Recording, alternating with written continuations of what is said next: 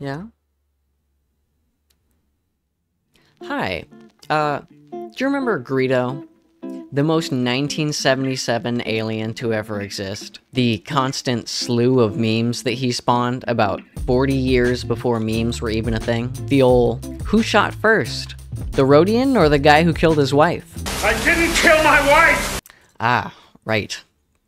My bad. Well, actually, it was Senor Solo. And then for some reason, in the 20th anniversary re-release of the movie in 1997, they added in an extra shot that showed Greedo firing and missing first before Han did. Why did they do this? What did Jeff Goldblum's The Fly do to deserve this edited slander? Well, apparently White Boy Numero Uno was not supposed to be seen as just some murderer, and Greedo firing first gave Han more of a cowboy vibe by exercising his stand your ground laws, which I guess applies to space casinos as well as your own home? What was my point here?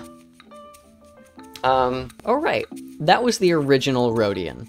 And since then, these buggy guys have become a sort of a fan favorite. I mean, who doesn't love a weird little guy every now and then? Most Rhodians just have standard space names, you know, like Soklo or Jockly, but some of them lean really hard into the reptile thing. This one is literally named Onaconda, which would be really on the nose, but they don't have noses. They have snouts. Loophole? Anyway, all this lizardy history leads us to the modern day and our current most famous arena popular hunter, SKORA. She is the second support hunter you unlock in the game, and she provides a drastic contrast to Xana's playstyle. They call her the Rhodian Sawbones, which is honestly one of my favorite words. Sawbones comes from a Charles Dickens novel published in 1837, back when I was just a young warthog, called The Pickwick Papers. Essentially, it just means surgeon, and it comes from a time when the most common medical solution to pretty much anything was just cut it off and move on. Broken arm getting infected? Saw it off. Diabetes in the foot? Cut that thing out. Head cold? Take some Dayquil. And if that doesn't work, we're getting out the old medical guillotine, baby! Luckily, SKORA isn't quite that brutal. Her healing does involve shooting people, but you're shooting them with medicine. Or bullets. But bullets with medicine in them. Right? SKORA's main weapon is called a dart gun, and it is the main source of both her damage and her healing. As of Season 2, the ammo capacity has dropped from 12 down to 10, but that's still enough to get the job done. See, her gun does this magical little thing where it automatically determines if you're shooting at an ally or an enemy. Shooting at an ally will fire a little green bullet and will heal 20 damage on contact. Shooting at an enemy fires a little red bullet and deals 18 damage on contact. Having a SKORA on both teams can make this visual a little bit confusing, but just keep an eye on the source of the gunfire and you'll know whether you need to avoid it or not. Also, if you aim at an ally, but they have full health, the game will default to shooting a damaging bullet. Now, when dealing damage, I said that this does 18 damage per hit, right? Kind of. It actually deals gradual damage, meaning it does 18 damage 3 times, or 54 damage per shot. This is the reason why SKORA can eliminate lighter hunters so easily, as just 3 shots will take out a 150 HP character, and one more gets you up to 200 damage, which is half of the cast. Although, fun fact, since this is gradual damage, SKORA can't actually hit criticals, because if you shoot them in the head, it just does the same 18 damage 3 times. Now, healing works the same way, restoring 20 damage 3 times for a total of 60 per hit. In comparison to Xana, this is less healing per use, but it can be used again faster than the back-to-bomb can. This right here is where we establish the strong contrast in playstyles between Xana and SKORA. While Xana is good at healing multiple teammates in one big burst, SKORA is better at healing one teammate more rapidly with multiple shots. The only drawback here is that while Xana simply needs to be nearby, SKORA has to actually aim and hit them with a bullet from her gun. This means that if you're good at aiming, SKORA can be a near unstoppable source of healing for your allies. An important thing to note here, you do not have to tap shots individually, even though it may make your aim more precise. If you have good aim, or just aim assist enabled, you can just hold down the trigger, and SKORA will pop off shots in a more consistent and rapid manner.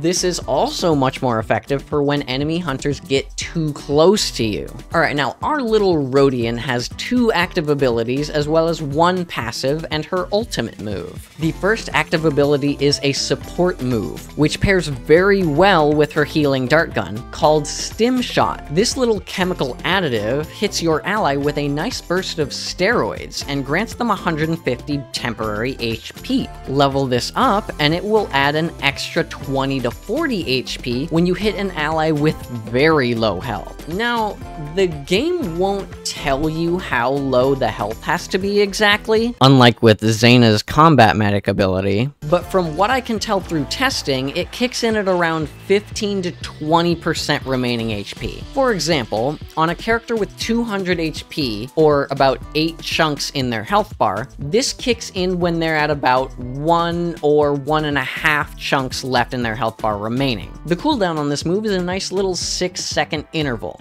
which is just a little bit longer than the HP lasts if the recipient doesn't take any damage. Give your frontliners an extra little sense of security by handing them that temporary HP, and while it's draining away, heal them back up using your dart gun. The Stim Shot is also very nice in that SKORA will not waste it, as in she literally won't fire the Stim Shot unless she is targeted onto one of her allies. Her other active ability is just for her, and it helps her get out of sticky situations so that her passive ability can activate, but we'll come back to that in a second. Her secondary is called Adrenaline Boost, and it will activate as soon as you press it, but like Xayna's dodge roll, it has multiple charges, and will start to recharge even if you've only used one of them so far. After drinking a little bottle of... what is that? Gatorade? Energy drink? Do we think SKORA is a Monster girl or a Red Bull girl? Regardless, that little liquid gives her a big ol' speed boost. Actually, I was doing some testing, and I figured out that it isn't technically a speed boost, because it doesn't really affect her speed. It just forces her to move forward faster than she would normally walk. I mean, try it. She will still run forward even if you're not pressing the joystick in any direction. SKORA literally cannot stand still when she uses Adrenaline Boost. Maybe that's just me being too in the weeds about this? Adrenaline Boost also gives SKORA the best status effect in the game, Unstoppable. This condition makes her immune to stun, pull, push, and just about every other effect in the game. Sure, you can still hit and shoot her if you're the fastest gun in the West, but good luck with that. Anyway, this ability is one of the main reasons that she is so hard to kill, other than her diminutive stature. I am not joking either. She is literally so small that the standard fire from the training bots goes directly over her head. You actually need to aim down when shooting at her. This can actually be a little bit of a curse in disguise though, because since her body is so small, about a quarter of it is her head, meaning criticals are decently easy to get. Again though, you gotta be able to catch Speedy Gonzal Lizard first. And if you don't get those hits on her before she disappears, she'll be back with full health before you can say, "F you, you tiny lizard bitch, suck my god." And this is because of her magical passive ability, Self-Heal. Wow, they just named it Self-Heal, huh? That's really straightforward. I guess I don't need to be here to explain that one to you, do I? Huh.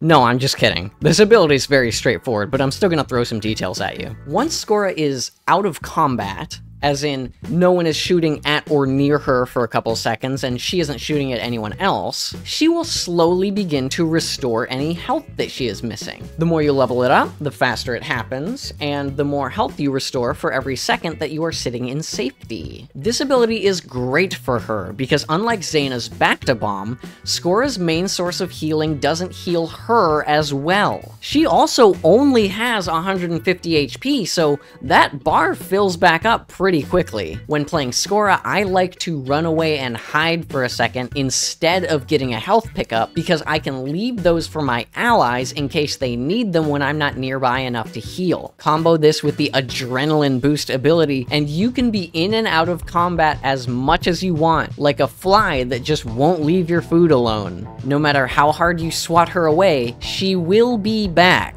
This all brings us to SKORA's ultimate ability, which is the main reason why she can be found at the top of every tier list on the internet. Unstable Cocktail is a big ol' vat of chemicals that Miss Sawbones here gets to just chuck at the ground until it explodes into a giant pool. How big is this pool?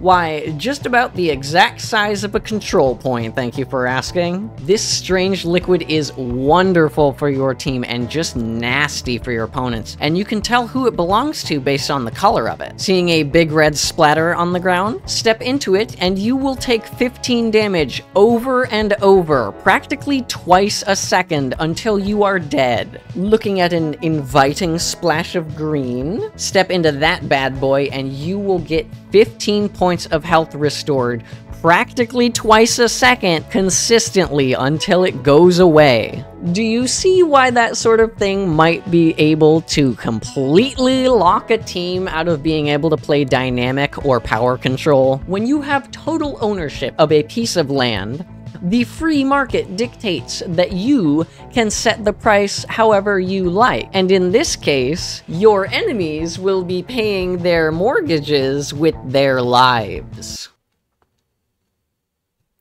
Here's some unethical advice. Memorize the locations of the ultimate pickups in every stage and spend the entire time running in between them. You will be able to throw out 10 of these cocktails in a single match, though your allies might be a little annoyed that you're not there to heal them. The thing is, if they're smart, they will have already chosen Zaina, Chaos, and Sentinel, and you can let that little rebel leader take care of the top tanks while you do your cheesing. Don't tell anybody I told you that, though. Okay, so, unlike my other videos, I'm not actually going to include a strategy section, since I feel like I kind of covered that with the ability breakdowns. My one piece of advice is just get good at aiming, or don't play as SKORA. And I don't mean that in a rude way either. I just mean genuinely, if you can't aim, you'll be more efficient healing playing as Zaina. Or Sprocket,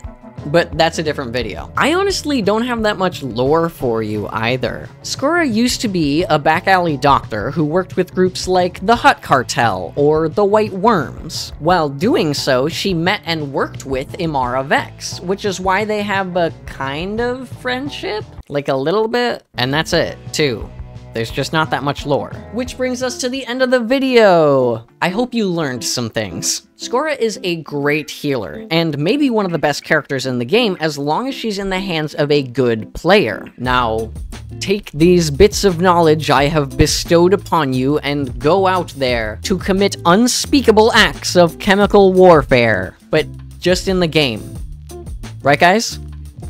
Guys? Anyway, remember to like and subscribe, and I'll see you out there.